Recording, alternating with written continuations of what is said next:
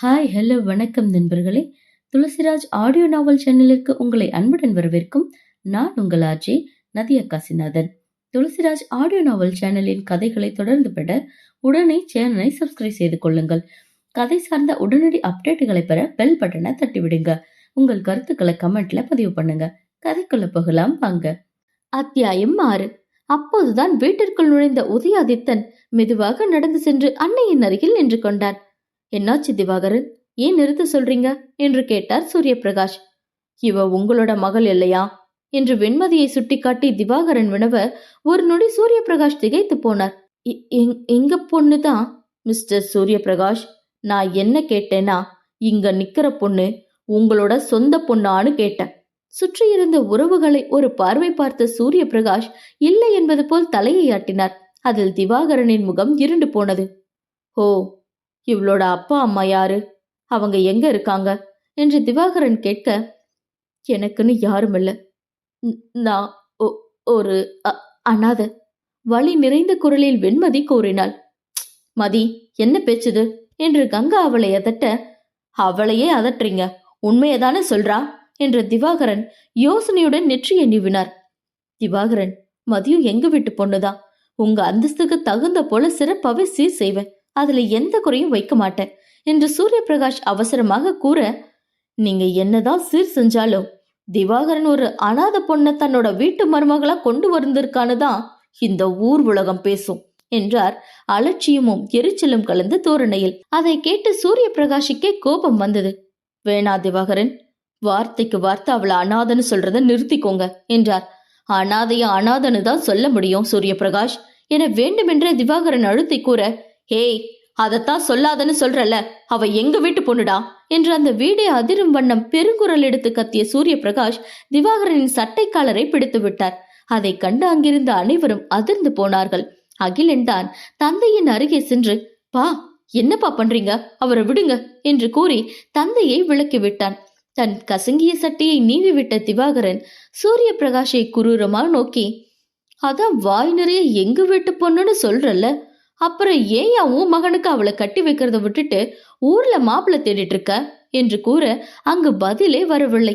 சூரிய பிரகாஷின் அமைதியை கண்ட திவாகரன் நக்கலாக சிரித்து, உனக்கு வந்த ரத்தம் எனக்கு வந்த தக்காளி சட்னியா, நல்லா இருக்கே நியாயம் என்றார். அடுத்த நொடியே அவரது முகம் கடுமையாக மாறி போனது. ஒரு அனாத பொண்ண கல்யாணம் பண்ணிக்கிற அளவுக்கு என் பையனும் சரி, என் அந்தஸ்தும் சரி, தரம் தாழ்ந்து போயிடல என்ற திவாகரன் தனது குடும்பத்தினரை பார்த்து, இன்னும் ஏன் இங்கே நின்றுட்டு இருக்கீங்க, கிளம்புங்க எல்லாரும் என்று கூறிவிட்டு விறுவிறுவென்று முன்னே செல்ல அவரை தொடர்ந்து மற்றவர்களும் நடந்தார்கள். திவாகரன் வாசலை தாண்ட போக, ஒரு நிமிஷம் என்று உரைக்க கூறினார் சூரிய பிரகாஷ். அதை கேட்டு நின்ற திவாகரன் திரும்பி பார்த்தார். நான் மதிய எங்க வீட்டு பொண்ணா பார்த்ததாலதான் வெளிய மாப்பிள்ள தேடன, மத்தபடி நீ நினைக்கிற மாதிரி எல்லாம் ஒண்ணும் இல்லை. கூடிய சீக்கிரமே மதிக்கும் என் 2வது பையன் முகிலனுக்கும் கல்யாணம், உனக்கும் ஒரு கல்யாண பத்திரிகையை அனுப்பி வைக்கிற, முடிஞ்சா மனசு இருந்தா கல்யாணத்துக்கு வந்து என் மகனையும் மருமகளையும் வாழ்த்திட்டு போ என்று திமிராக கூறினார் சூரிய பிரகாஷ். அதனை கேட்டு அங்கிருந்தவர்கள் ஏகத்திற்கு மதிர முகிலனின் இதயத்தில் சுருக்கென்று வலித்தது. அவனது கண்கள் கலங்கி போனது. திவாகரின் முகத்தை சுழித்துக் கொண்டு சென்றுவிட உறவினர்களும் ஒவ்வொருவராக கலைந்து சென்றார்கள். குடும்ப ஆட்கள் மட்டுமே மிஞ்ச இருக்க முகிலனுக்கு அங்கே நிற்கவே முடியவில்லை. அவன் தளர்ந்த நடையுடன் மாடி ஏறி அவனது அறைக்கு சென்றுவிட உதயாதித்தன் அவனின் முதுகை வெறித்து பார்த்தான். முகிலன் கார்குழலியை விரும்புவது அவனுக்கு தெரியும். எந்த பெண்ணிடமும் நின்று பேசாத முகிலன் குழலியிடம் மட்டும் மணிக்கணக்காக பேசுவதும், அவள் போகும் வரை முகிலன் தன் வேலைகளை மறந்து வீட்டிலேயே இருப்பதையும் வைத்தே அவனது மனதை கண்டு கொண்டான் உதயாதித்தன். இப்போது தன்னால் தான் முகிலனின் காதல் காணல் நீராகி போனதோ என்று நினைத்தவனுக்கு குற்ற உணர்ச்சியாக இருந்தது. மறுநாள் தாயின் மூலம் நடந்தவற்றை கேட்டு தெரிந்து கொண்ட அருந்ததிக்கு வயிறெல்லாம் பற்றி எறிந்தது. ச, அந்த அனாத கழுதைக்கு வந்த வாழ்வை பாரு, இப்படி ஏதாவது நடந்துட போகுதுன்னு தான் முதல்ல இருந்து பயந்துட்டு இருந்தேன். நடந்துடுச்சு. நடத்திட்டான். பாவமா மூஞ்சி வச்சுக்கிட்டு அழுது அழுதே என் பெரிய அண்ணனையும் அண்ணியையும் கைக்குள்ள போட்டுக்கிட்டு நினைச்சது சாதிச்சுட்டான். பாவி, நாசமா போறவ என்று புலம்பலில் ஆரம்பித்து வெண்மதிக்கு சரமாரியாக சாபம் விட்டார். அப்போதுதான் வயல் வேலைகளை பார்த்துவிட்டு வீட்டிற்குள் வந்த மேகநாதன் மேல்மூச்சு கீழ்மூச்சு வாங்க சோஃபாவில் அமர்ந்திருந்த மனைவியை கண்டு புருவங்களை சுருக்கினார். மனைவியிடம் வந்த மேகநாதன், என்னடி ஒரு மாதிரியா உட்கார்ந்திருக்க, ஏதாவது பிரச்சனையா என்று கேட்க, ஆ என்றபடி கணவனை முறைத்து அருந்ததி முகத்தை வெடுக்கென்று திருப்பினார். என்னன்னு கேக்குறேன்ல, சொல்லேண்டி. என்னத்த சொல்றது, இனி சொல்றதுக்கெல்லாம் எதுவும் இல்லை என்றவர் உள்பக்கம் திரும்பி, குழலி, ஏ குழலி என்று கத்த, ஹா இது வரேம்மா என்றபடி ஆளுக்கு வந்தாள் கார் குழலி. மகளின் கையை பற்றி கொண்ட அருந்ததி, வா போலாம் என்று கூற, எங்கம்மா என்று கேட்டாள் குழலி. கோயம்புத்தூருக்கு என்று அருந்ததி மகளை இழுத்து கொண்டு காருக்கு செல்ல மேகநாதனுக்கு ஒன்றும் புரியாவிட்டாலும் மனைவியின் பின்னாடியே சென்றார். 11 மணிக்கெல்லாம் தாய் வீட்டை அடைந்த அருந்ததி வாசலிலிருந்தே அப்பா மா என்று கத்தினார். வழக்கம் போல ஹாலில் அமர்ந்திருந்த சிவானந்தனும் பார்வதியும் ஒருவரை ஒருவர் பார்த்து கொண்டார்கள். அருந்ததியோட குரல் மாதிரி இருக்கே என்று சிவானந்தன் மனைவியிடம் கேட்க, பார்வதி வாசல் பக்கம் எட்டி பார்த்துவிட்டு, அவளேதான் என்றவர், ஏண்டி வந்ததும் வராதுமா எதுக்கடி வாசல் நின்று கத்திட்டு இருக்க என்றும் இவரும் பதிலுக்கு கத்தினார். எல்லாம் எவ்விதி, ஒத்த பிள்ளைய பெத்துட்டு அவளை கட்டி கொடுக்க இப்படி உன் வீட்டு வாசல கிடையா கிடக்கணும்னு எனக்கு விதிச்சிருக்கு. உள்ளாரிய ஜம்பமா உட்காந்துட்டு கேள்வி கேட்காம வெளியே வரிய ஆத்தா என்று அருந்ததி கத்த, அந்த சத்தத்தை கேட்டு வீட்டில் இருந்த பெண்கள் அனைவரும் வீட்டு வாசலுக்கு வந்தனர். அருந்ததி, என்னம்மா வாசல்ல நின்று கத்திட்டு இருக்க, உள்ள வா என்று கங்கா அழைக்க, எனக்கு இன்னைக்கு ஒரு முடிவு தெரியாம நான் உள்ள வரமாட்டேன் என்று அழுத்தமாக கூறி மறுத்தார் அருந்ததி. என்ன முடிவு தெரியணும் என்று யமுனா கேட்க, அன்னைக்கு நான் என் பொண்ண கல்யாண விஷயமா பேச வந்தப்ப என்ன சொன்னீங்க? பெரியவன் கல்யாணம் ஆகாம இருக்கும்போது இளையவனுக்கு எப்படி முதல்ல கல்யாணம் பண்றதுன்னு சொல்லி தானே மறுத்தீங்க. நேத்துதான் முகிலனுக்கும் அந்த அனாதை கழுதிக்கும் கல்யாணம் முடிவு பண்ணிட்டீங்கல்ல. கையோட கையா என் பொண்ணுக்கும் ஆதிக்கும் கல்யாணத்தை முடிச்சிடலாம். 2 கல்யாணத்தையும் ஒரே மேடையில கூட வச்சுக்கலாம், செலவு மிச்சம். என்ன சொல்றீங்க என்று அதிரடியாக கேட்க யமுனாவும் கங்காவும் அதிர்ந்து போனார்கள். அதை பத்தி பேச இதுதான் நேரமா இருந்தது என்று கங்கா கடுமையான குரலில் கேட்க, இப்ப விட்டா வேற எப்ப பேசுறது? 2 வருஷத்துக்கு முன்னாடியே முடிஞ்சிருந்திருக்க வேண்டிய கல்யாணம் இப்ப வரைக்கும் நடக்காம இருக்குன்னா அது யாரால? எல்லாம் இவளால என்று அருந்ததி வெண்மதியை கை காட்ட அவளுக்கு ஒன்றுமே புரியவில்லை. அருந்ததி என்று அதட்டிய கங்கா, என்ன பேசுற நீ? எதுக்கு எடுத்தாலும் மதிய கை காட்டத நீ எப்போதான் விட போறியோ என்று சலிப்பாக கேட்டார். நான் முதல்ல சொன்னப்பவே நீங்க இவளை வீட்டை விட்டு வெளியே துரத்திருந்தீங்கன்னா நான் ஏன் எல்லாத்துக்கும் இவ்வளவு கை காட்ட போறேன்? போதாதுக்கு இந்த சனியனை உங்க பையனுக்கே கட்டி வச்சு வீட்டோட இருக்க வைக்க போறீங்கன்னு நினைக்கும் போது எனக்கு அப்படி பத்திக்கிட்டு வருது என்று அருந்ததி அருவருப்பாக கூறி முகத்தை சுழிக்க, வெண்மதி வெறுமையாக அவரை ஒரு பார்வை பார்த்தவள் எதுவும் பேசாமல் வீட்டிற்குள் சென்று விட்டாள். இப்ப நீ உள்ள வரியா இல்லையா என்று கங்கா கடைசியாக கேட்க, ஒரு முடிவு தெரியாம நான் இந்த வீட்டுக்குள்ள வரமாட்டேன். எனக்கு என் பொண்ணு இந்த வீட்டு மருமக ஆகணும். முடியாதுன்னு சொன்னா இதோட உங்க எல்லாரோட உறவையும் முறிச்சுக்கிட்டு நான் போறேன். செத்தாலும் இந்த வீட்டு வாசப்படியே மிதிக்க மாட்டேன் என்று பிடிவாதமாக உரைத்தார் அருந்ததி. மகள் பேசிய வார்த்தையின் கணம் தாங்காது, ஹே என்ன பேச்சுடி பேசுற நீ? இதுக்கா உன்னை மார்லையும் தோல்லையும் போட்டு வளர்த்த என்று பார்வதி நெஞ்சில் அடித்து கொண்டு அழுதார். அத்த நீங்க வேற கொஞ்ச நேரம் அழாம இருங்க என்று மாமியாரை கடிந்து கொண்ட கங்கா, இது சரிப்பட்டு வராது என்று எண்ணி கணவனுக்கு போன் செய்து விஷயத்தை கூறினார். நாங்க உடனே கிளம்பி வரோம் என்று சூரிய பிரகாஷ் தனது தம்பியையும் அழைத்து கொண்டு வீட்டிற்கு புறப்பட்டார். வரும் வழியிலேயே அகிலன் உதயாதித்தன் இருவருக்கும் போன் செய்து உடனே வீட்டிற்கு வர சொன்னார் சூரிய பிரகாஷ். முகிலனையும் வர சொல்வதற்காக அவனுக்கு அழைக்க 4 முறை முழு ரிங் அடித்து ஓய்ந்தும் அவன் அழைப்பை ஏற்கவே இல்லை. விடுங்கண்ணா, அவன் ஏதாவது வேலையா இருப்பான். வேலையை முடிச்சுட்டு அவனே திரும்ப கூப்பிடும் போது சொல்லிக்கலாம். முதல்ல இந்த அருந்ததி பிரச்சனையை பார்ப்போம் என்றார். அதுவும் சரிதான் என்று சூரிய பிரகாஷ் யோசனையில் ஈடுபட்டார். முதலில் அகிலனும் உதயாதித்தனும் வீட்டிற்கு வர அதன் பின்பு சிறிது நேரம் கழித்துதான் சூரிய பிரகாஷும் சந்திர பிரகாஷும் வந்தார்கள். நேரே தங்கையிடம் வந்த சூரிய பிரகாஷ், என்ன அருந்தது இதெல்லாம்? எதுக்கு வீட்டு வாசல நின்று பிரச்சனை பண்ணிட்டு இருக்க என்று கடுமையான குரலில் கேட்டார். பெரியண்ணா, எல்லாம் தெரிஞ்சுக்கிட்டே தெரியாத மாதிரி என்கிட்ட கேள்வி கேட்காத என வெடுக்கென்று கூறினார் அருந்ததி. சூரிய பிரகாஷ் திரும்பி தனது குடும்பத்தை நோக்க பார்வதி முந்தானையால் வாயை மூடிக்கொண்டு கண்ணீர் விட்டார். நீ எதுக்குமா அழுதுட்டு இருக்க என்று சூரிய பிரகாஷ் கேட்க, உன் தங்கச்சி என்ன பேச்சு பேசுறா தெரியுமாடா? அவ பொண்ணு நீ ஆதிக்கு கல்யாணம் பண்ணி வைக்கலனா இதோட நம்ம உறவை முறிச்சுக்கிடுவாளாம். செத்தாலும் இந்த வீட்டு வாசப்படியே மிதிக்க மாட்டாளாம் என்று அழுது கொண்டே கூறினார் பார்வதி. சூரிய பிரகாஷிற்கு கடுப்பாக இருந்தது. ஆனாலும் அதை வெளியே காட்டிக் கொள்ளாமல் தங்கையின் முகத்தை நோக்கினார். அருந்ததி பிடிவாதமாக நின்றாள். அதிலேயே இனி அவளிடம் என்ன சொன்னாலும் கேட்க மாட்டாள் என்று அவருக்கு புரிந்து போனது. தம்பியின் புறம் திரும்பி கஞ்சாடை காட்டிய சூரிய பிரகாஷ் சற்று தள்ளி செல்ல அந்த பார்வையின் பொருளை உணர்ந்த சந்திர பிரகாஷும் உடன் சென்றார். அவர் அண்ணனின் முகத்தையே பார்க்க சூரிய பிரகாஷ் நெற்றியை நீவி விட்டவர், என்ன பண்ணலாம் சந்திரா என்று கேட்டார். என்ன கேட்கிற, எப்பவும் நீதான முடிவெடுப்ப. இப்படி கூறிய தம்பியை கண்டு சூரிய பிரகாஷ் உருகி போனார். ஆங்காங்கே திருமணமான சிறிது நாட்களிலேயே அண்ணன் தம்பி உறவுக்குள் பிரச்சனை ஏற்பட்டு குடும்பம் இரண்டு துண்டாக உடைந்து போகின்ற போது, திருமணமாகி இவ்வளவு வருடங்கள் ஆனாலும் பிள்ளைகள் வளர்ந்து விட்ட போதும் அண்ணனின் பேச்சிற்கு மறு பேச்சு பேச தயங்கும் தம்பி கிடைப்பது வரம் அல்லவா? தனது தொண்டையை சிறுமிக் கொண்ட சூரிய பிரகாஷ், சந்திரா, நம்ம ஆதிக்கு குழலியை கல்யாணம் பண்ணி வச்சிடலாமா என்று கேட்க சந்திர பிரகாஷ் தயங்கினார். என்னடா தயங்குற, உனக்கு இஷ்டம் இல்லையா? அப்படி இல்லைண்ணா, ஆதி படிச்சு முடிச்சு 1.5 வருஷம் ஆகுது. இப்போ வரைக்கும் ஒரு வேலைக்கும் போகல. நீங்களும் நானும் எத்தனையோ தடவை ஆபீஸ்க்கு வாடா, வந்து பிசினஸ் கத்துக்கூடான்னு அழைச்சு பார்த்துட்டோம். அவன் இன்னைக்கு வரேன் நாளைக்கு வரேன்னு ஏதோ ஒரு காரணத்தை சொல்லி நழுவிட்டே இருக்கான். கல்யாணம் என்பது ஒரு நாளோட முடிஞ்சு போற விஷயமாண்ணா. அதுல எவ்வளவு பொறுப்பு இருக்கு.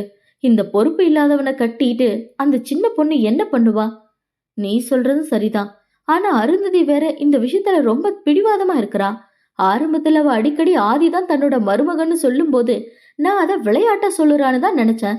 அவ ஆசைப்படுறதுல தப்பு இல்ல. நான் பெத்தி வச்சிருக்கிற தருதல இந்நேரத்துக்கு ஒரு வேலையில இருந்திருந்தா நான் தயங்க போறேன். முதல்ல கல்யாணம் நல்லபடியா நடக்கட்டும் சந்திரா.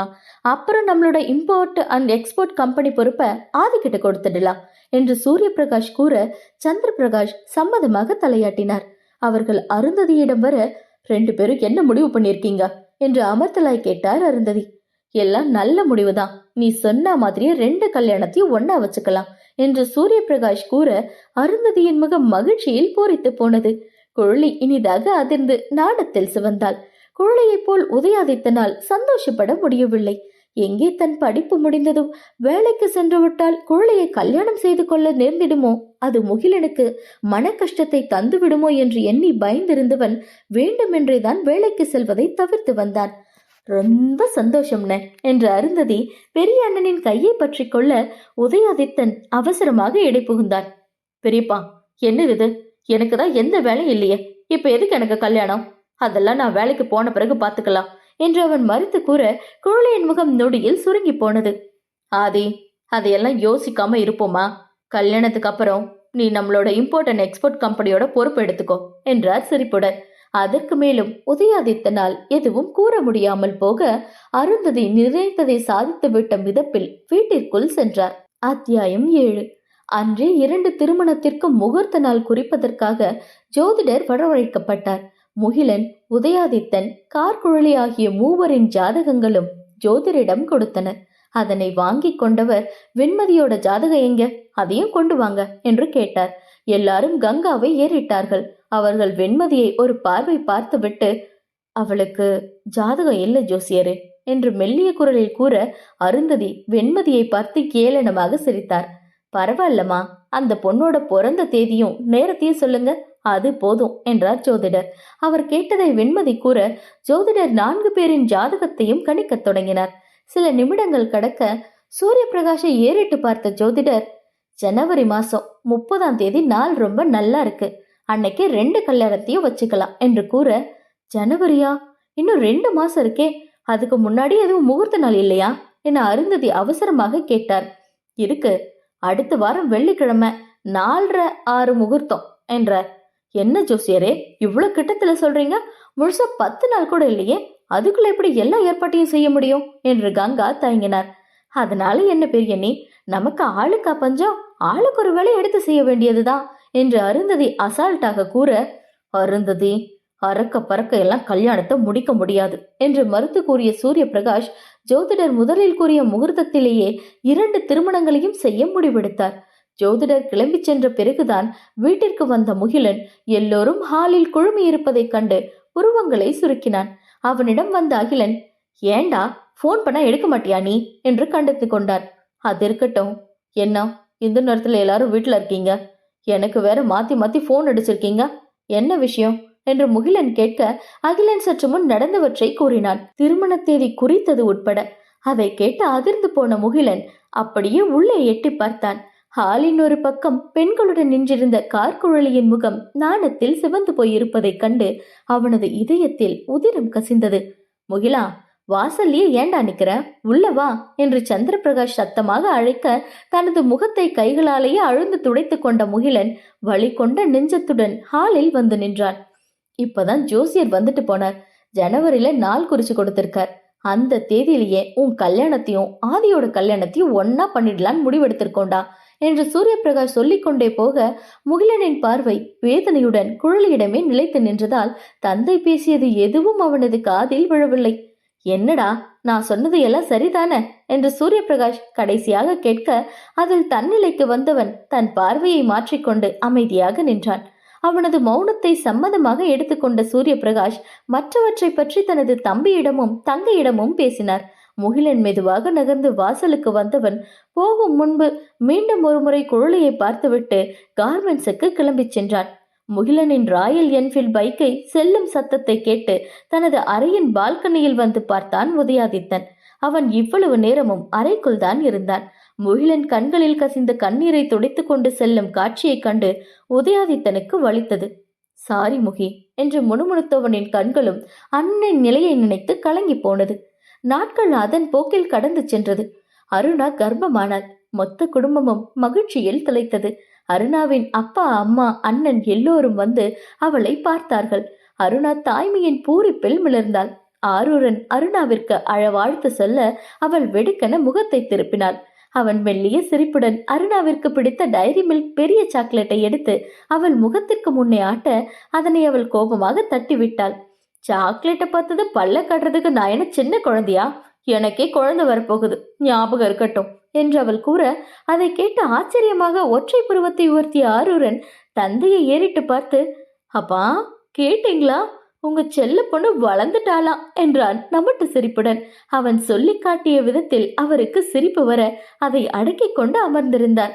அருணா அவனை உறுத்து விழிக்க ஆரூரன் அகிலனின் கையை பிடித்து குலுக்கி, ரொம்ப தேங்க்ஸ் மாப்பிள்ள, உங்களோட சேர்ந்த பின்னாலதான் நான் அவகிட்ட இவ்வளோ முன்னேற்றத்தை பாக்குறேன் என்று சிவாஜியை போல் நடிக்க சுற்றி நின்றிருந்த குடும்ப உறுப்பினர்கள் அத்தனை பேரும் சிரித்தார்கள். அருணாவுக்கு கோபம் சுரென்று ஏற சோஃபாவில் இருந்த குஷினை தூக்கி ஆரூரனின் மேல் விட்டெறிந்தாள். ஆரூரன் சிரித்து கொண்டே தங்கையின் அருகில் அமர்ந்தவன், எதுக்கு உனக்கு என் மேல இவ்வளோ கோபம் என்று தன்மையாக கேட்டான். ஏன் உனக்கு தெரியாதா என்று பல்லை கிடைத்தாள் அருணா. அன்னைக்கு நடந்ததையேவா இப்போ வரைக்கும் நினைச்சிட்டு இருக்க? சின்ன பிள்ளைத்தனமா இருக்குடி உன் கோவம். ஒரு அண்ணனா நீ எனக்கு தானே சப்போர்ட் பண்ணியிருக்கணும். ஆனா நீ என்ன பண்ண? அவர்கிட்டே என்ன விட்டு கொடுத்துட்டல, போடா என்றவளின் கண்கள் உணர்ச்சி வேகத்தில் கலங்கி போனது. ஆரூரன் தங்கையை தோளோடு சேர்த்தணைத்து, ஹேய், இதுக்கு போய் அழலாமா? அதுவும் நீ பிரெக்னெண்டா இருக்கிற இந்த நிலைமையில அழலாம் கூடாது என்று கடிந்து கொள்ள அருணா கண்களை துடைத்து கொண்டாள். அன்னைக்கு சும்மா ஜாலிக்காக தான் அப்படி பேசினேன்டே என்று ஆரூரன் தங்கையை சமாதானம் செய்வதற்குள் ஒரு வழி ஆகிவிட்டான். இப்போது எல்லாம் முகிலன் வீட்டில் தங்குவதே இல்லை. வேலை இருக்கிறது என்று கூறி கார்மெண்ட்ஸிலேயே அவனது அறையில் தங்கிக் கொள்கிறான். 3 வேளையும் அவனுக்கு வீட்டிலிருந்து சாப்பாடு அனுப்புவது கங்காதான். வெண்மதிக்கு முகிலனுடனான திருமண ஏற்பாட்டில் பிடித்தம் இருக்கிறதா என்று கேட்டால் அவளுக்கே பதில் தெரியாது. அதனால் அவளுக்கு அந்த திருமணத்தை நினைத்து எந்த எதிர்பார்ப்பும் இல்லை. முகிலனுக்கும் வெண்மதிக்கும் திருமணம் நடக்கப் போவதை எண்ணி கங்கா மிகவும் மகிழ்ச்சியாக இருந்தார். இதழ்களில் உறைந்த புன்னகையுடன் துவைத்த துணிகளை மடித்து அலமாரியில் அடுக்கிக் கொண்டிருந்த மனைவியை காதலாக நோக்கிய சூரிய பிரகாஷ், என்ன கங்கா, ரொம்ப சந்தோஷமா இருக்கிற போல என்று கேட்டார். ஆமா, சந்தோஷமா இருக்கேன், எல்லாம் உங்களாலதான் என்றார் கங்கா. நானா? நான் என்னடி பண்ண என்று பதில் தெரிந்தும் தெரியாதது போலவே வினவினார். நான் முகிலனுக்கு எவ்வளோ பொண்ணு பார்த்திருப்பேன். அவன்தான் வேணா வேணான்னு சொல்லிட்டே இருந்தான். அன்னைக்கு நீங்க எல்லார் முன்னாடியும் வச்சு வெண்மதிக்கும் முகிலனுக்கு கல்யாணம்னு சொன்னப்ப அவன் ஒரு வார்த்தை கூட மறுத்து பேசல. அதோட அவன் மதிய கல்யாணம் பண்ணிக்க போறதால அவன் நம்ம வீட்டை விட்டு வெளியே போக வேண்டிய அவசியம் இல்லை, இங்க நம்ம கூடவே நிரந்தரமா இருப்பாள்ல என்று கங்கா ஒரே மூச்சில் கூறினார். சூரிய பிரகாஷ் நெகிழ்ந்து போய் மனைவியை மென்மையாக அணைத்து கொள்ள, விதி இவர்கள் இருவரின் எண்ணத்தையும் கண்டு கை கொட்டி சிரித்தது. அப்போது முகிலனின் பைக் சத்தம் வீட்டு வாசலில் கேட்க கணவனின் அணைப்பிலிருந்து விலகிய கங்கா சிரிப்புடன் முகில வந்துட்டான் என்று தனக்குத்தானே சொல்லிக் கொண்டார். சூரிய பிரகாஷ் அந்த இதமான நிலையை இழக்க விரும்பாமல் அவன் வந்தா என்னடி என்று மீண்டும் மனைவியை இழுத்து அணைத்துக் கொள்ள, அச்சோ விடுங்க, என்ன நேரங்கால தெரியாம வம்பு பண்ணிக்கிட்டு இருக்கீங்களே என்று சினுங்கிக் கொண்டே கணவனிடமிருந்து விலகிய கங்கா அறையிலிருந்து வெளியேறினார்.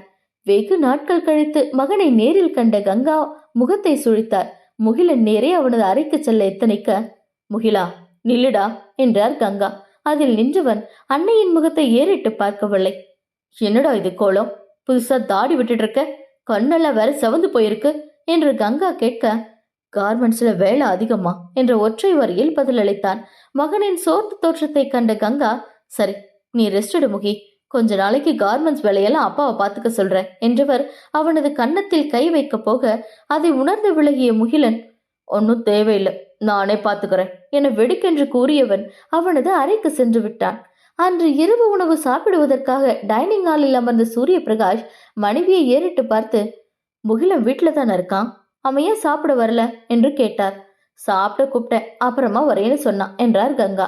சரி என்ற சூரிய பிரகாஷ் மற்றவர்களை பார்த்து, கல்யாண பத்திரிகை எல்லாம் பிரிண்ட் பண்ணிட்டாங்க, நாளைக்கு வீட்டுக்கே கொண்டு வந்து கொடுத்துடுவாங்க என்றார் பொதுவாக. நல்லது, இப்போதுல இருந்து கொடுக்க ஆரம்பிச்சாதான் சரியா இருக்கும் என்று சந்திர பிரகாஷ் கூற, அதுக்கு முன்னாடி முதல் பத்திரிகையை குல தெய்வத்துக்கு வைத்து ஆசீர்வாதம் வாங்கணும் என்றார் பார்வதி. அப்படியே பொங்கலும் வச்சிடலாமா அத்த, ஒரே வேலையா முடிஞ்சு போயிடும்ல என்று கங்கா யோசனை கூற, நீ சொல்றது சரிதான் கங்கா, அப்படியே செய்திடுவோம் என்றார் பார்வதி. யமுனா இதில் எதிலும் கலந்து கொள்ளாமல் சாப்பிட்டு விட்டு அமைதியாக எழுந்து சென்றார். இரட்டிப்பு மகிழ்ச்சியில் இருந்த கங்கா தங்கையின் பட்டும் படாத தன்மையை கவனிக்க தவறினார். எல்லோரும் சாப்பிட்டு விட்டு எழுந்து செல்ல உதயாதித்தன் நேரே முகிலனின் அறைக்கு சென்றார். அவன் அறையில் இல்லாமல் இருக்க யோசனையுடன் மாடிக்கு சென்று பார்த்தான். முகிலன் இருள் வானை வெறித்து பார்த்து கொண்டு நின்றிருந்தார். அவன் அருகே வந்த உதயாதித்தன் முகி என்று அழைக்க அவனது குரலை கேட்டு திரும்பி பார்த்த முகிலனின் பார்வையில் வெறுமை மட்டுமே இருந்தது. கல்யாண பத்திரிக்கை அடிச்சிட்டாங்க, நாளைக்கு குலதெய்வம் கோயில வச்சு கும்பிட்டு ஊருக்கெல்லாம் கொடுக்க போறாங்க, நீ ஏன் இன்னும் அமைதியா இருக்க என்று உதயாதித்தன் வினவ, புரியாமல் புருவங்களை சுருக்கிய முகிலன், வேற என்ன பண்ண சொல்ற என்று பதிலுக்கு கேட்டான். உனக்கு இந்த கல்யாணத்துல இஷ்டம் இல்ல, நீ குழலையத்தான் விரும்புறன்னு பெரியப்பா கிட்ட நேரடியா சொல்ல வேண்டியது தானே என்று அவன் கேட்க, முகிலனின் இதழ்கள் கசிந்த புன்னகையை உதிர்த்தது. உதயாதித்தனை ஆழ்ந்து நோக்கிய முகிலன், என்ன கேக்குறியே, நீ ஏண்டா சொல்லல என்று கேட்க உதயாதித்தன் திகைத்தான். நீ எதை கேட்கிற முகி? உனக்கு புரியலல்ல, நான் தெளிவாவே கேக்குறேன். நீயும் தானே காலேஜ்ல உன் கூட படிச்ச பொண்ணு யாமினியா லவ் பண்ற, அப்பா உனக்கும் குழந்தைக்கும் கல்யாணம்னு சொன்ன போது நீ ஏண்டா உன் லவ்வ அவர்கிட்ட சொல்லல என்று முகிலன் கேட்க உதயாதித்தன் தடுமாறி போனான். உனக்கு எப்படி என் லவ் மேட்டர் தெரியும்? கோகில சொன்னாளா? ஓ, அவளுக்கு கூட தெரியுமா என்று சாதாரணமாக கேட்டான். அவ சொல்லாம உனக்கு எப்படி தெரியும் முகி? ஒரு நாள் நீ அந்த பொண்ணோடு சேர்ந்து ஷாப்பிங் மால்ல சுத்திட்டு இருந்ததை பார்த்தேன். சரி, ஃப்ரெண்டா இருப்பான்னு கண்டுக்காம விட்டுட்டேன். இன்னொரு நாள் நான் கார்மெண்ட்ஸ்க்கு கிளம்பி கொண்டிருந்த போது உன் ரூம்ல போன் விடாம அடிச்சிட்டு இருந்துச்சு. உன்னை கூப்பிடலான்னு பார்த்தா நீ பாத்ரூம்ல குளிச்சிட்டு இருந்த. சரி, அப்புறமா கால் பண்ண சொல்லலான்னு போனை எடுத்தேன். யாமினி தான் பேசுனா. உன் லவ் விஷயம் எல்லாம் எனக்கு அப்பவே தெரியும் என்று முகிலன் கூற உதயாதித்தன் நெற்றியில் அறிந்து கொண்டான். இப்ப சொல்லுடா, நீயே அப்பா கிட்ட உன் லவ் பத்தி சொல்லல? என்ன கேட்டா முடிவு பண்றாங்க உதயாதித்தன் சலித்து கொண்டே கூற, அதேதான் எனக்கும் என்ற முகிலன் அவ்விடத்தை விட்டு அகன்றான். அத்தியாயம் 8. மறுநாள் காலையில் குலதெய்வம் கோயிலுக்கு செல்ல ஏற்பாடு செய்யப்பட்டது. சிவானந்தன், பார்வதி, சூரிய பிரகாஷ், சந்திர பிரகாஷ், யமுனா ஆகியோர் நேரத்திற்கு ரெடியாகி ஹால் சோஃபாவில் அமர்ந்திருந்தனர். அப்போது அருந்ததியின் கார் வீட்டு வாசலில் வந்து நின்றது. பார்வதிதான் மகளுக்கு போன் செய்து வர சொல்லியிருந்தார். பரபரப்பாக வீட்டினுள் வந்த அருந்ததி, எல்லாரும் ரெடியாகியாச்சா, கோயிலுக்கு கிளம்பலாமா என்று கேட்க, அத்தை இப்பதானே வந்தீங்க, கொஞ்சம் வெயிட் பண்ணுங்க, முகி அண்ணாவும் ஆதி அண்ணாவும் ரூம்ல ரெடி ஆயிட்டு இருக்காங்க என்றபடி கையில் வளையலை மாட்டிக்கொண்டே அங்கே வந்தாள் கோகிலா. என்னது, இன்னும் ரெடி ஆகலையா என்று டென்ஷனாக கேட்ட அருந்ததி, ஹே முகி, ஆதி, சீக்கிரம் ரெடி ஆகி வாங்கடா, நல்ல நேரம் போயிட போகுது என்று மாடியை பார்த்தவாறு குரல் கொடுக்க அறையின் உள்ளே இருந்த உதயாதித்தனுக்கு எரிச்சலாக இருந்தது. அருந்ததி, காலங்காத்தால நடு வீட்டுல நின்னு கத்திட்டு இருக்காத, இரு, நான் போய் அவனுங்களை அழைச்சிட்டு வரேன் என்ற கங்கா படியேறி மாடிக்கு சென்றார். முதலில் உதயாதித்தனின் அறை இருக்க கதவை தட்டிய கங்கா, ஆதி, ரெடி ஆயிட்டியாப்பா என்று கேட்க அவன் ஒரு பெருமூச்சோடு கட்டிலிருந்து எழுந்து வந்து கதவை திறந்தான். வெளிர் நீல நிற சட்டைக்கு கருப்பு ஜீன்ஸ் அணிந்து இருந்தவனை மேலிருந்து கீழ்வரை ஒரு பார்வை பார்த்த கங்கா, என்னடா ஜீன்ஸ் பேண்ட்ல வந்து நிக்கிற என்று கடிந்தவர், போய் வேட்டி கட்டிட்டு வா என்றார். அது ஒண்ணுதான் குறைச்சல் என்ற உதயாதித்தன் முணுமுணுத்து கொண்டே உள்ளே செல்ல கங்கா முகிலனின் அறைக்கு சென்றார். கதவை தட்டுவதற்காக அவர் கையை உயர்த்த முகிலன் கதவை திறந்து கொண்டு வெளியே வந்தான். அடர் சிவப்பு நிற சட்டை மற்றும் வெள்ளை நிற வேட்டி அணிந்து இருந்தவனை திருப்தியுடன் நோக்கிய கங்கா, ரெடியா முகி, வா போலாம் என்று கூறி அவனது கையை பிடித்து கொண்டு நடந்தார். அதே நேரம் உதயாதித்தன் வேட்டிக்கு மாறி வர, ஆதி, இப்பதாண்டா முதல் தடவையா உன்னை வேட்டில பாக்குறேன், ரொம்ப அழகா இருக்கடா நீ, என் கண்ணே பட்டுடும் போல இருக்கு என்று கூறி கையால் அவனுக்கு திருஷ்டி சுற்றி நெட்டி உரைத்தார் கங்கா. உதயாதித்தன் தன் முகத்தை ஊரென்று வைத்து கொண்டு, கிண்டல் பண்றீங்களா பெரியம்மா என்று கேட்டான். இல்லடா, நிஜமாத்தான் சொல்றேன் என்ற கங்கா மகனின் புறம் திரும்பி, முகி, நீயே சொல்லு என்று அவனையும் அழைத்தார். ஆனால் முகிலனோ எதுவும் பேசாமல் அமைதியாக சென்றுவிட கங்காவின் முகம் வாடி போனது. அதனை கவனித்துக் கொண்டிருந்த உதயாதித்தன் கங்காவின் தோளில் கை வைத்து, பெரியம்மா என்று அழைக்க, ஆதி, முகில ஏண்டா ஒரு மாதிரியா இருக்கான், அவனுக்கு என்ன பிரச்சனை என்று கேட்க, நீங்களும் இந்த கல்யாணமும் தான் பிரச்சனை என்று சொல்ல வாய் வரை வந்த வார்த்தைகளை கங்காவின் முகத்தில் கண்ட தவிப்பினால் சொல்ல முடியாமல் மென்று முழுங்கியவன், அது கார்மெண்ட்ஸ்ல ஏதோ பிரச்சனைன்னு நேற்று என்கிட்ட சொல்லிட்டு இருந்தான், அதான் ஒரு மாதிரியா இருக்கான் போல, வேற ஒண்ணும் இல்ல பெரியம்மா என்று எதையோ கூறி சமாளித்தான். ஓ என்று கங்கா, சரிவா கிளம்பலாம் என்று விட்டு முன்னே செல்ல உதயாதித்தன் அவரை பின்தொடர்ந்து சென்றான். கோயிலுக்கு வந்த பின்பு முதல் வேளையாக பொங்கல் வைக்க சென்றார்கள். கங்கா, யமுனா, அருந்ததி, அருணா நால்வரும் சிறிய மண்ணடுப்பில் பொங்கல் வைக்க வெண்மதி கங்காவுக்கும் கார்குழலி யமுனாவுக்கும் உதவியாக நின்றார்கள். அருணா கர்ப்பமாக இருப்பதால் சிரமப்பட அகிலன் அவளுக்கு உதவினான். மற்றவர்கள் எல்லாரும் இவர்களை பார்த்தபடி சற்று தள்ளியிருந்த ஆலமரத்திண்ணையில் அமர்ந்து கொண்டார்கள்.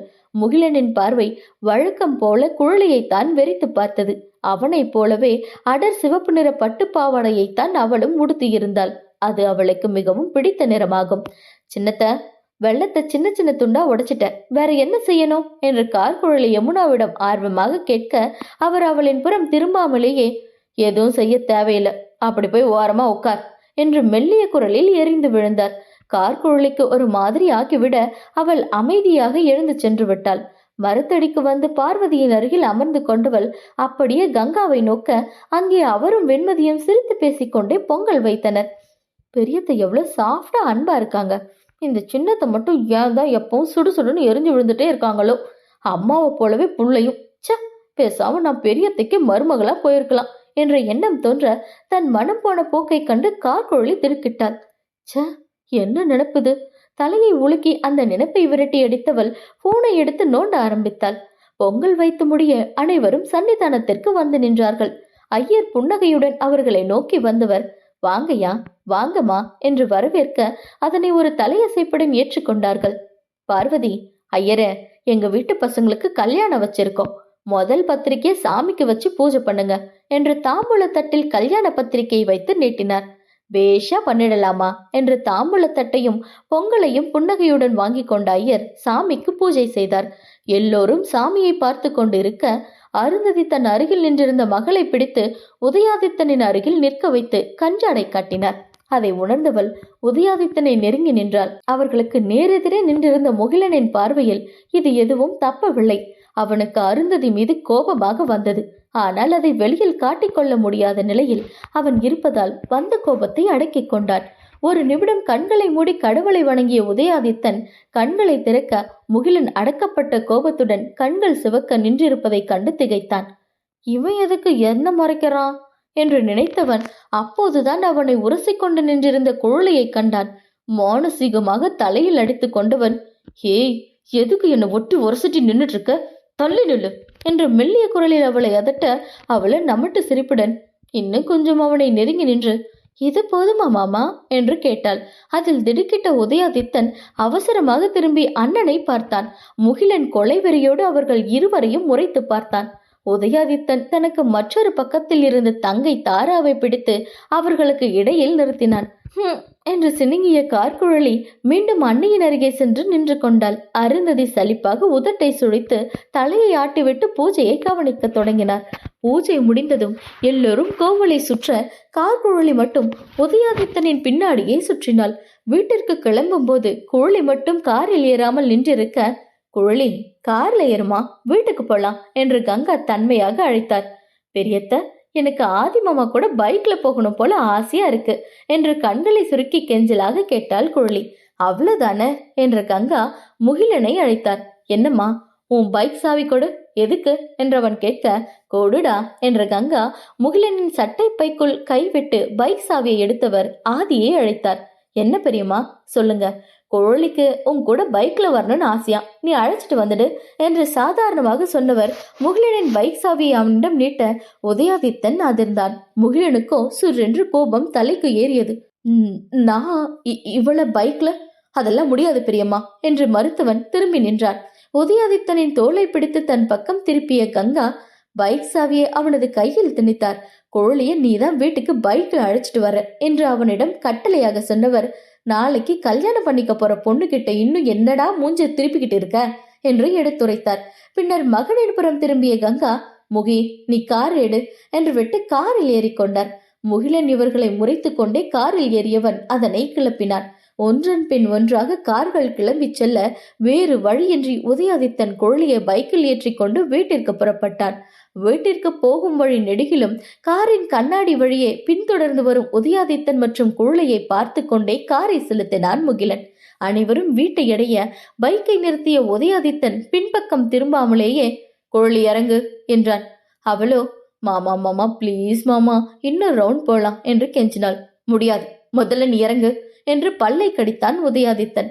அனைவரும் இறங்கி வீட்டினுள் சென்ற பின்பும் கூட இவளின் கெஞ்சலும் அவனின் மறுப்பும் தொடர முகிலனின் கோபம் எல்லையை கடந்தது.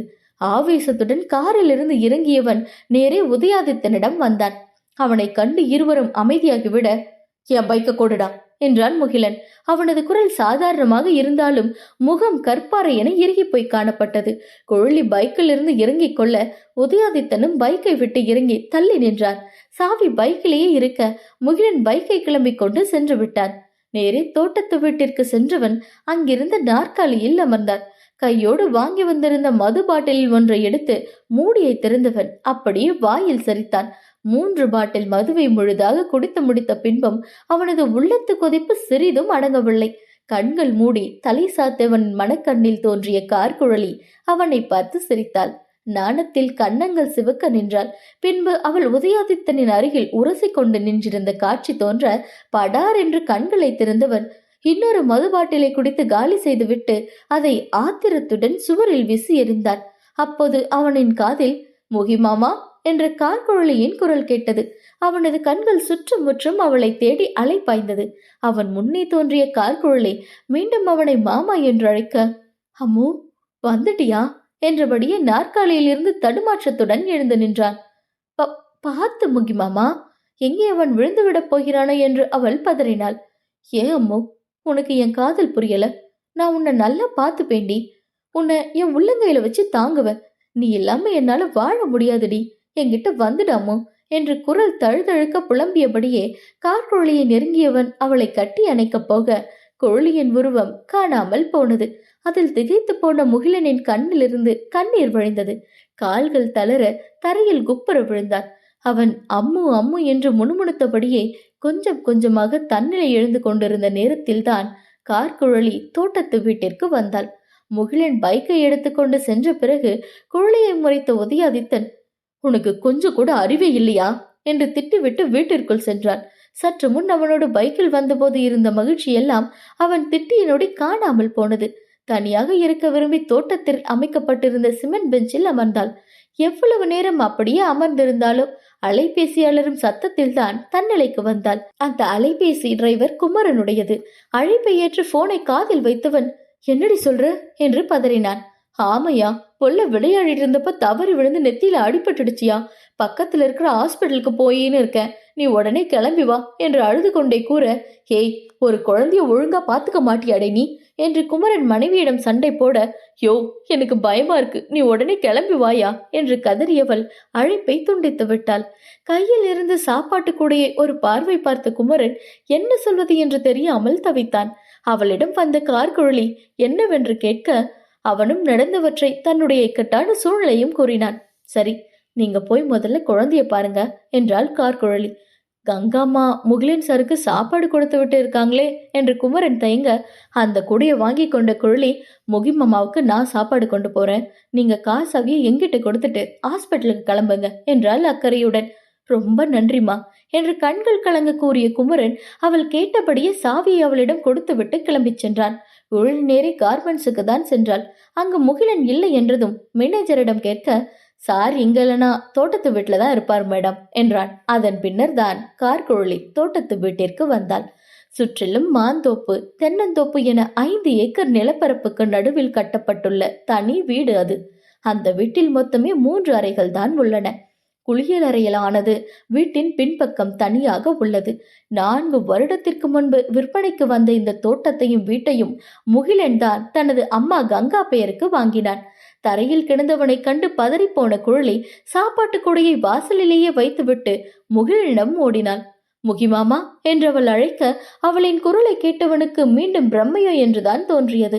அவன் அருகில் அமர்ந்தவள், முகிமாமா, என்னாச்சு உங்களுக்கு என்று கேட்டு அவனை உழுக்க, மெதுவாக கண்ணை திறந்தவன், அம்மோ, என்னை விட்டு போகாதடி என்று புலம்பியவன் அவளின் கையை பிடித்து இழுத்து தரையில் சரித்து அவள் மீது படர்ந்தான். மாமா, என்ன பண்றீங்க, நான் குழலி என்று அவள் அவசரமாக கூறி அவனிடமிருந்து விலக முயற்சிக்க, போதையில் இருந்தவன் நிலைமையை உணரவும் இல்லை, அவளை விலக விடவும் இல்லை. குழலி அவனிடம், வேணாம் மாமா, என்னை விட்டுடு என்று கெஞ்சினாள், கதறினாள், அவனை அடித்தாள். அவன் எதற்கும் தயவு காட்டவில்லை. பெண் அவளின் கதறலை கேட்டு வான்மேகமும் கண்ணீர் சிந்தியதோ என்னவோ. இடியுடன் கூடிய கனமழை பெய்தது. நடுக்கூடத்தின் தரையில் கிடந்தவர்களை மழை நனைத்தது. மழையும் அசட்டை செய்தவன் தன்னை அடித்தவளின் மலர் கரங்களை இறுக பற்றினான். பிளீஸ், என்னை விட்டுடு, இதெல்லாம் தப்பு என்று கெஞ்சியவளின் இதழ்களை அவன் அழுத்தமாக சரி செய்தான். அவளின் கண்களிலிருந்து வெளியேறிய கண்ணீர் துளிகள் மழை துளிகளோடு கலந்தது.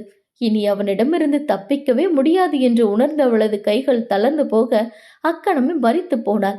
அதை கூட உணராத காளியவன் காரிகையை முற்றும் முழுதாக ஆட்கொண்ட பின்னரே விலகினான். அத்தியாயம் 9. அவன் விலகியதும் மழை நின்று போனது. எழுந்து அமர்ந்த கார்குழலி குனிந்து தன் நிலையை நோக்கியவள் முழங்காலை கட்டிக்கொண்டு கண்ணீர் விட்டாள். வெறுமனே கண்களை மூடி படுத்திருந்த முகிலன், யாராது அழறது என்று சலிப்பாக கூறி கண்களை திறந்து அருகே பார்த்தவன் அதிர்ந்து போனான். அதற்குள்ளாகவே அவனுக்கு முக்கால்வாசி போதை இறங்கி இருக்க கார்குழலியின் அலங்கோலமான தோற்றத்தை கண்டவன் பதறி போனான்.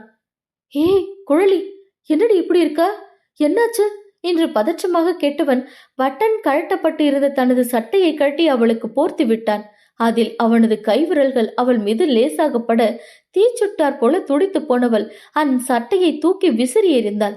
அடுத்த கணம் அவனின் கன்னத்தில் அறைந்தவள் பனியனை பிடித்து உலுக்கி, ஏண்டா இப்படி பண்ண, என்னை கெடுத்து என் வாழ்க்கையை நாசம் பண்ணிட்டியடா பாவி என்று அழுகையுடன் கத்தினாள்.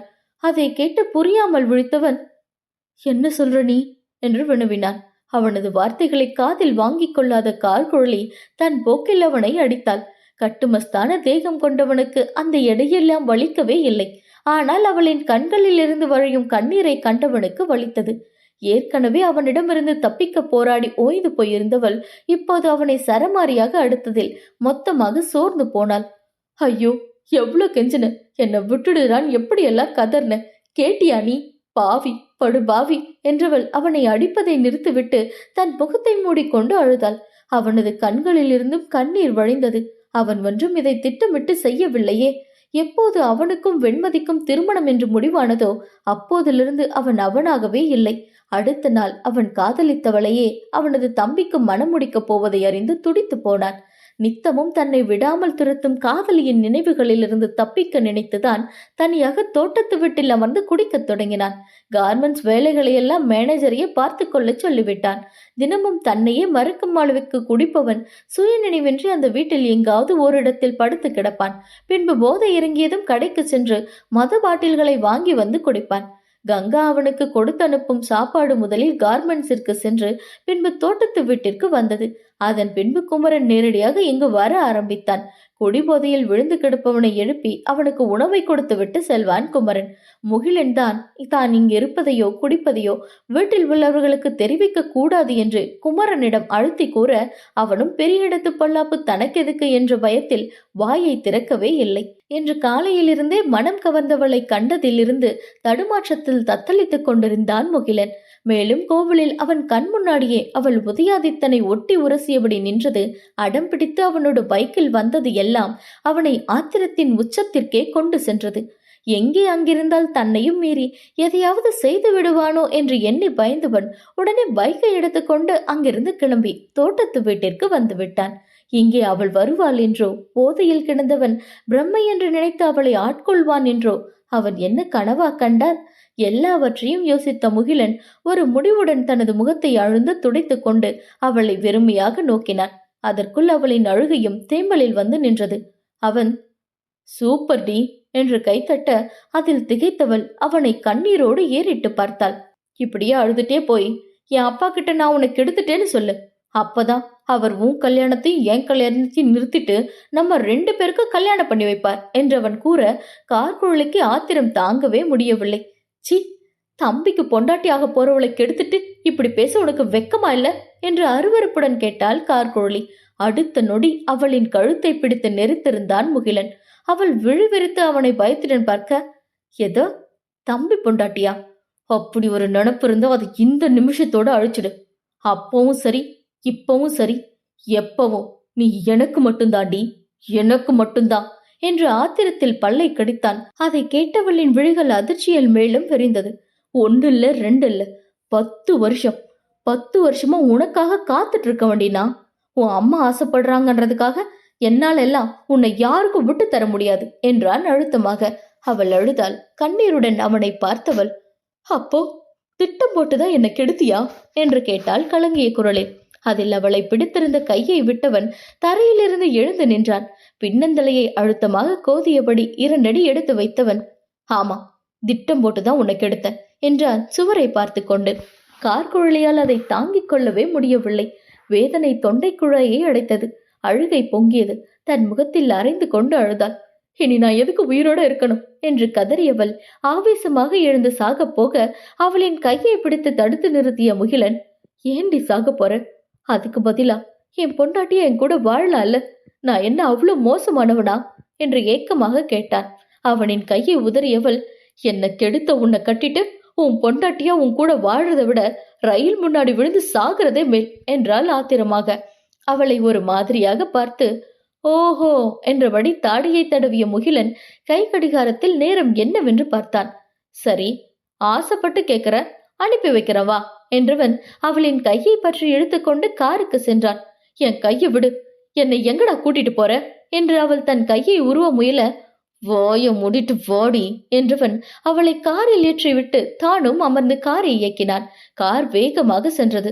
சிறிது தூரம் சென்ற பின்னர் காரை ஓரிடத்தில் நிறுத்தினான். கார்குழலை சுற்றும் முற்றும் பார்க்க கண்ணு கெட்டிய தூரம் வரை யாரும் இல்லை. அவர்களுக்கு அருகில் 2 ரயில் தண்டவாளங்கள் தான் இருந்தது. காரிலிருந்து இறங்கிய முகிலன் சுற்றி வந்து அவள் பக்க கதவை திறந்தான். அவளின் கையை பிடித்து வெளியே வர வைத்தவன், வா என்று அவளை இழுத்து கொண்டு சென்றான். ரயில் தண்டவாளம் ஒன்றில் அவளை நிற்க வைத்தவன், என் பொண்டாட்டிய என் கூட வாழ்றதை விட சாகிறது மேல்னு சொன்னதானே? மதியம் 3:45 கோயம்புத்தூர் ரயில்வே ஸ்டேஷன்ல இருந்து கிளம்புற சென்னை எக்ஸ்பிரஸ் 4:20 இந்த பக்கம் போகும். இப்ப மணி சரியா 4:10 ஆகுது. நீ இப்படியே நில்லு, இன்னும் ஒரு 10 நிமிஷத்துல எக்ஸ்பிரஸ் வந்து உன்னை அடிச்சு தூக்கி வீசிட்டு போகட்டும் என்று பல்லை கடித்து வார்த்தைகளை மென்று துப்பினான். அவளை மட்டும் தனியே தண்டவாளத்தில் விட்டுவிட்டு வந்தவன் காரின் மீது சாய்ந்து நின்று மார்புக்கு குறுக்காக கைகளை கட்டிக்கொண்டு அவளை பார்த்தபடி நின்றான். பதிலுக்கு அவனை முறைத்து பார்த்தவள் முகத்தை உருரென்று வைத்துக் கொண்டு வீம்பாக அப்படியே நின்றாள். நொடிகள் பல கடக்க தன் கையை உயர்த்தி கை கடிகாரத்தில் மணியை பார்த்தவன், மணி இப்போ 4:15 என்று கத்தினான். கார் குழலி பக்கவாட்டாக திரும்பி அவனை முறைத்து பார்த்தாள். அவளின் முறைப்பை கண்டு கொள்ளாதவன் சிறிது தாமதித்து 4:16 என்றான் சத்தமாக. கார் குழலி வெடுக்கென்று முகத்தை திருப்பினான். ஓய், சொர்க்கத்துல என் அம்மாவின் அம்மா பார்த்தால் நான் அவங்கள ரொம்ப மிஸ் பண்றேன்னு சொல்லிடுடி என்று வேண்டுமென்றே மறுபடியும் கத்தினான். என்னது, சொர்க்கமா என்று அவள் அலற, ஆமா அம்மா, உன் நல்ல மனசுக்கு நீ செத்து போன பின்னாடி கண்டிப்பா சொர்க்கத்துக்கு தாண்டி போவ என்று காரின் மீது அடித்து கூறினான் அவன். ஆ என்று ஆத்திரத்தில் பல்லை கடித்தவள், என்கிட்ட பேசாதடா நீ என்றாள். அவனோ கூலாக, மணி இப்ப 4:17 என்றான். அவன் 4:18 என்றபோது ரயில் ஹாரன் சத்தம் கேட்க கார் குழலிக்கு தூக்கி வாரி போட்டது. சாக போகும் பயத்தில் முகமெல்லாம் வியர்த்து வழிந்தது. அப்போது கை தட்டி அவளை அழைத்த முகிலன், ஆல் தி பெஸ்ட் டி, எக்ஸ்பிரஸ் வந்துட்டு இருக்கு என்று தூரத்தில் வந்து கொண்டிருந்த ரயில்களை கை காட்ட குழலிக்கு சர்வமும் நடுங்கி போனது. சென்னை எக்ஸ்பிரஸ் ரயில் அவளை நோக்கி வேகமாக வந்து கொண்டிருக்க, மாமா என்று கத்தியவள் தண்டவாளத்திலிருந்து இறங்கி ஓடி வந்து முகிலனை கட்டி அணைத்துக் கொண்டாள். அதில் அவனது கண்கள் கலங்கி போக அவளின் உச்சந்தலையில் அழுத்தமாக இதழ்பதித்தான். அவ்வளவு நேரமும் உள்ளுக்குள் பதற்றமாக இருந்தவன் இப்போதுதான் நிம்மதி பெருமூச்சையே விட்டான். அதே நேரம் அந்த விரைவு ரயில் அவர்களை நெருங்க குழலிய நினைப்பு மேலும் இறுகியது. முகிலன் குனிந்து அவளின் தோற்றத்தை பார்த்தவன் சட்டென அவளை அணைத்தபடியே திரும்பி நின்று தனக்குள் அவளை மறைத்து கொண்டான். ஏனெனில் இப்போது வரை அவள் கிழிந்த ஜாக்கெட் மற்றும் பாவாடையில் தான் இருக்கின்றாள். அவன் ஒரு பேண்டும் கையில்லாத பனியனும் அணிந்திருந்தான். நொடி நேரத்தில் ரயில் அவர்களை கடந்து செல்ல அவள் மெல்ல தலையை உயர்த்தி முதலில் ரயில் போய்விட்டதா என்று பார்த்தாள். பின்பு ஒரு பெருமூச்சுடன் நிமிர்ந்து பார்க்க முகிலன் புன்னகையுடன் அவளையே பார்த்து கொண்டிருந்தான். சட்டென விலகியவள் அவனை மறுபடியும் முறைத்தாள். என் பொண்டாட்டியா வாழ்றதை விட ரயில விழுந்து சாகிறதே மேல்னு சொன்னல்ல, ஏண்டி ஓடி வந்துட்ட என்று நக்கலாகவே கேட்டான். நான் கதற கதற என்னை கெடுத்தது நீ, உன்னால பாதிக்கப்பட்டவன் நான் ஏன்டா சாகணும், நீ தானே தப்பு பண்ண, நீ போய் ரயில விழுந்து உடல் நசுங்கி சாவு என்றாள் வெடுக்கென்று. அவளின் முழங்கையை பிடித்து தன் அருகே இழுத்து அணைத்து கொண்ட முகிலன், எனக்கு செத்து போக விருப்பம் இல்லை, உன் கூட சேர்ந்து ரொம்ப வருஷம் வாழணுண்டி என்றான் மனதில் உண்மையான காதலுடன். அதன் பின்னர் அவளை காரில் ஏற்றிக்கொண்டு கிளம்பியவன் நேரே ஒரு துணி கடைக்கு சென்று அவளுக்கு ஒரு டாப் ஜீன்ஸை வாங்கினான். ஆளில்லா இடத்தில் காரை நிறுத்தியவன் அவளை காருக்குள்ளேயே உடை மாற்றிக்கொள்ள சொன்னான். அவள் அவனையும் கையில் இருந்த துணி கவரையும் மாறி மாறி பார்த்தாள். அவன் என்ன என்று வினவ, என்ன துணி மாத்திக்க சொல்லிட்டு நீ கார்லயே உட்கார்ந்திருந்தா என்ன அர்த்தம் என்று அவள் பல்லை கடித்தாள். நமக்குள்ள என்னடி என்று சரசமாக கேட்க அவளுக்கு அப்படியே பற்றி கொண்டு வந்தது. என்ன கொலோகரி ஆக்காத, மரியாதையா கார்ல இருந்து இறங்கு என்று அவனை எச்சரித்தாள். அவன் மெல்லிய சிரிப்புடன் காரில் இருந்து இறங்கி சற்று தள்ளி செல்ல அவள் காருக்குள்ளேயே உடையை மாற்றிக்கொண்டாள். பின்னர் அவளை அழைத்து கொண்டு வீட்டிற்கு சென்றார். இருவரும் யாருக்கும் தெரியாமல் அவரவர்களது அறைக்கு சென்று விட்டார்கள். மிகவும் அசதியாக இருந்த கார் குழலிக்கு கண்கள் எல்லாம் எரிய ஆரம்பித்தது. மழையில் நனைந்ததால் அவளுக்கு காய்ச்சல் அடிக்க கட்டிலில் படுத்துக் கொண்டவள் அப்படியே தூங்கி போனாள். 5:30 மணிக்கு மதுரைக்கு செல்ல தயாராகிய அருந்ததி அனைவரிடமும் சொல்லிக்கொண்டு மகளை அழைக்க காய்ச்சலினால் அசந்து தூங்கிக் கொண்டிருந்தவள் எழுந்து வரவே இல்லை. 2-3 முறை அழைத்து பார்த்த அருந்ததி அவரை மகளின் அறைக்கு சென்று பார்த்தார். கார்குழலின் உடல் நெருப்பாக கொதிப்பதை கண்டவர் ஒரே கத்து கத்தி ஆர்ப்பாட்டம் செய்துவிட்டார். அன்றே மதுரைக்கு கிளம்ப இருந்தவர்கள் 3 நாட்கள் கழித்து கார்குழலிக்கு உடல்நிலை சரியான பின்பே கிளம்பி சென்றனர். அந்த 3 நாட்களும் அருந்ததியை விட முகிலன் தான் கார்குழலியை அன்பாக பார்த்து கொண்டான். ஆனாலும் அவளுக்கு அவன் மேல் இருந்த கோபம் துளியும் குறையவில்லை. அத்தியாயம் 10. தான் அவ்வளவு சொல்லியும் முகிலன் திருமணத்தை நிறுத்த எதையும் செய்யாமல் இருப்பதை கண்டு உண்மையிலேயே உதயாதித்தன் பயந்து போனான். இதுக்கு மேல லேட் பண்ணக்கூடாது, உடனே யாமினி கிட்ட கல்யாணத்தை பத்தி பேசியே ஆகணும் என்று நினைத்தவன் அப்போதே தனது போனிலிருந்து அவளுக்கு அழைத்தான். அழைப்பு போகவே இல்லை. அன்று முழுவதும் மீண்டும் மீண்டும் முயற்சித்து பார்த்தான். ஒரே பதில்தான், யாமினிக்கு அழைப்பு செல்லவில்லை. மறுநாள் காலையில் நேரே யாமினியின் வீட்டிற்கு சென்று விட்டான். அந்த பெரிய பங்களாவின் நுழைவு வாயிலில் காவலாளி இருக்க தனது காரை நிறுத்திய உதயாதித்தன் கார் கண்ணாடியை இறக்கிவிட்டு, யாமினி வீட்டுல இருக்காளா என்று கேட்டான். ஓரிரு முறை அவன் யாமினியின் வீட்டிற்கு வந்து சென்றதை பார்த்திருந்த காவலாளி, யாமினி மேடம் வீட்டுல இல்ல சார் என்றான். ஓ, வெளியே போயிருக்காளா? எங்க போறான்னு ஏதாவது சொல்லிட்டு போனாளா? இல்ல சார், மேடம் கனடாவுக்கு போயிருக்காங்க. கனடாவுக்கா என்று அதிர்ந்த உதயாதித்தன், கனடாவுக்கு போறத பத்தி அவ என்கிட்ட ஒரு வார்த்தை கூட சொல்லலையே என்று மனத்திற்குள் நினைத்தான். திரும்பி எப்ப வருவா? அது எனக்கு தெரியாது சார் என்றான் காவலாளி. அப்போ போன் பேசிக்கொண்டே தனது அறையின் பால்கனிக்கு வந்த யாமினியின் தந்தை அசோக் கீழே உதயாதித்தன் காவலாளியுடன் பேசிக் கொண்டிருப்பதை கண்டார். போனில் ஐ கால் யூ லேட்டர் என்று கூறி அழைப்பை துண்டித்துவிட்டு அறைக்குள் சென்றவர் இன்டர்காமில் காவலாளியை அழைத்தார். காவலாளி இன்டர்காமில் பேச போக உதயாதித்தன் காரை கிளப்பினார். சார் சார் போகாதீங்க என்று காவலாளி அவசரமாக ஓடி வந்து அவனை தடுக்க அவன் காரை நிறுத்திவிட்டு என்ன என்று கேட்டார். சாருக்கு உங்ககிட்ட கொஞ்சம் பேசணுமா, உங்களை உள்ள வர சொன்னாரு என்று காவலாளி அந்த பெரிய கேட்டை திறந்து விட்டான். எங்கிட்ட பேசணுமா என்று தனக்கு தானே கேட்டுக்கொண்டே பங்களாவை ஒரு பார்வை பார்த்துவிட்டு உள்ளே சென்றார். என்னவா இருக்கும் என்ற யோசனையுடன் உதயாதித்தன் ஹால் சோஃபாவில் அமர்ந்திருக்க அசோக் மாடியிலிருந்து இறங்கி வந்தார். ஹாலுக்கு வந்தவர் நடுநாயகமாக போடப்பட்டிருந்த சோஃபாவில் அமர்ந்து அவனை பார்த்தார். அவன் ஒரு மரியாதைக்காக ஹாய் அங்கிள் என்க அசோக் அதற்கு பதிலே அளிக்கவில்லை. மாறாக என்ன ஆதி இவ்வளோ தூரம் வந்திருக்க என்று வினவினார். உதயாதித்தன் அதற்கு தயங்கிய குரலில் யாமினிய பார்த்து பேசிட்டு போலான்னு வந்த அங்கிள் என்றான். அவ இப்ப கனடாவில் இருக்கா ஆதி. வெளியே வாட்ச்மேன் இதைத்தான் அங்கிள் சொன்னான் என வெடுக்கென்று கூறிவிட்டான் உதயாதித்தன். அதில் அசோக்கின் முகம் கருத்து போனது. நொடியில் தன் முகத்தை சாதாரணமாக வைத்துக் கொண்டவர், அப்புறம் ஆதி படிப்பு முடிச்சு 2 வருஷம் ஆச்சு, என்ன வேலை செய்யற, இல்ல ஏதாவது பிசினஸ் பண்றியா என்று கேட்க இப்போ உதயாதித்தனின் முகம் விழுந்து விட்டது.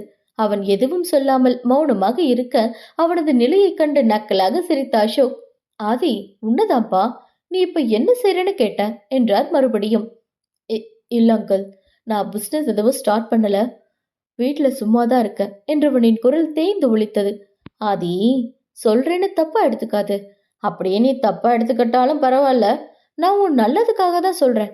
என்னதான் தாத்தா பெரியப்பா அப்பா சம்பாதிச்சு வச்சு சொத்து 3 தலைமுறைக்கு இருந்தாலும் தனக்குன்னு ஒரு தனி அடையாளமும் சொந்த சம்பாத்தியமும் இருக்கணும். அதுதான் ஒரு ஆம்பளைக்கு அழகு என்று கூற அவரது குரலில் இருந்த பேதத்தை உணர்ந்தவர் அவரை புருவ முடிச்சுடன் ஆழ்ந்து நோக்கினான். வீட்டுல உட்காந்து சாப்பிடுற சாப்பாட்டுக்காவது ஏதாவது ஒரு வேலையை செய்யணும், இல்லனா காலப்போக்குல செட் ப்ராப்பர்ட்டிக்கு உனக்கு எந்த வித்தியாசமும் இருக்காது என்று அசோக் சொல்ல, thanks for your free advice uncle. நானும் உங்ககிட்ட ஒன்று சொல்லணும், தப்பா எடுத்துக்காதீங்க.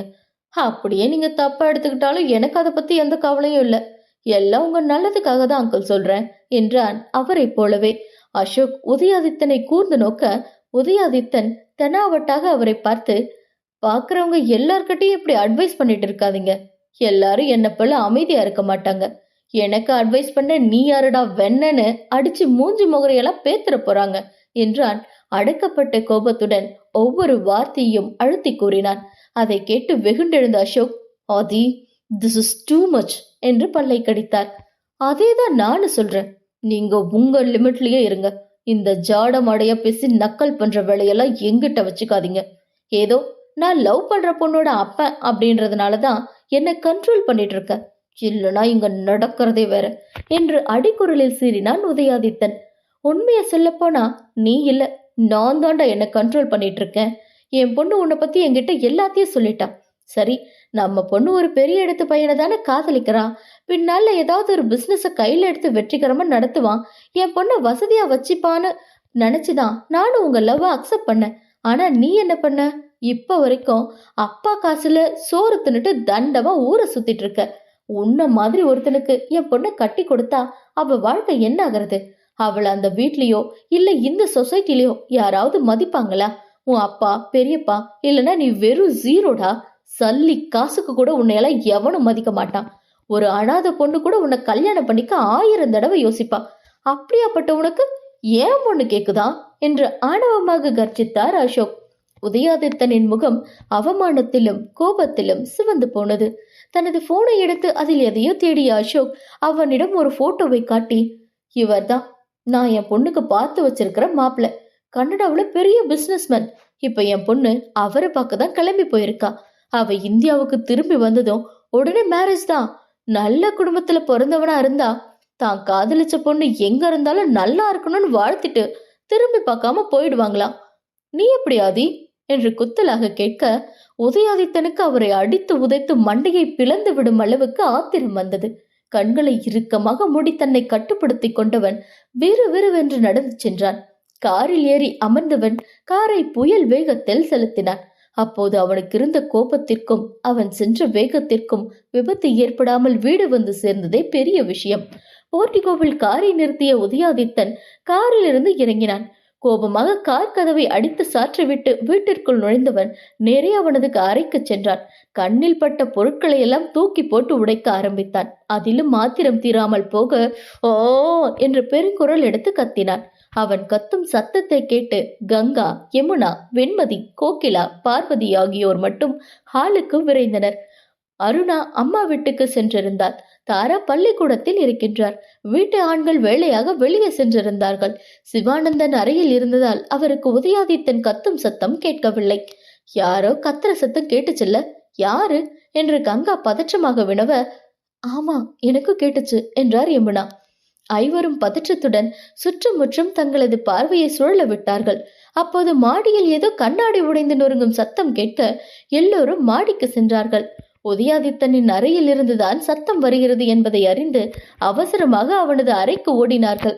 அப்போது சுவரில் பொருத்தப்பட்டிருந்த பெரிய LED டிவியை கழட்டியவன் அதை தரையில் போட்டு உடைத்தான். அவனது கண்மண் தெரியாத கோபத்தைக் கண்டு பெண்கள் அனைவரும் பயத்தில் உறைந்து போனார்கள். ஆதி, என்னடா ஆச்சு உனக்கு? ஏன் ரூம்ல இருக்கிற பொருளை எல்லாம் தூக்கி போட்டு உடைச்சிட்டு இருக்க என்று கங்கா பதற்றமாக கேட்க அவன் பதில் எதுவும் சொல்லாமல் சுற்றும் முற்றும் பார்த்துவிட்டு படுக்கைக்கு அருகில் இருந்த இரவு விளக்கை பிடுங்கி அலங்கார கண்ணாடியின் மீது வீசி எறிய கண்ணாடி உடைந்து தரையில் சிதறியது. இன்னொரு விளக்கை கையில் எடுத்தவன் அங்கு பயத்துடன் நின்றிருந்தவர்களை நோக்கி, எல்லாரும் எதுக்கு இங்க வந்தீங்க, போங்க என்று கர்ஜித்தான். யமுனா கலங்கிய கண்களுடன் ஆதி என்று அழைக்க அதற்கும் அவன் கோபப்பட்டான். ஒரு தடவை சொன்னா புரியாதா உங்களுக்கு? எல்லாரும் இங்கிருந்து போயிடுங்க, இல்ல எனக்கு இருக்கிற ஆத்தத்துக்கு என்ன செய்வனே தெரியாது, போங்க என்று கத்தியவன் கையில் இருந்த மற்றொரு இரவு விளக்கை அவர்களை நோக்கி வீசினான். அனைவரும் அவசரமாக அறையிலிருந்து ஓட அந்த விளக்கு சுவரில் பட்டு கீழே விழுந்தது. கட்டில் உட்பட அறையில் இருந்த எல்லா பொருட்களையும் உடைத்து முடித்தவன் தன் சக்தியெல்லாம் வடிந்தவனாக மூச்சு இறைக்க தரையில் சரிந்து அமர்ந்தான்.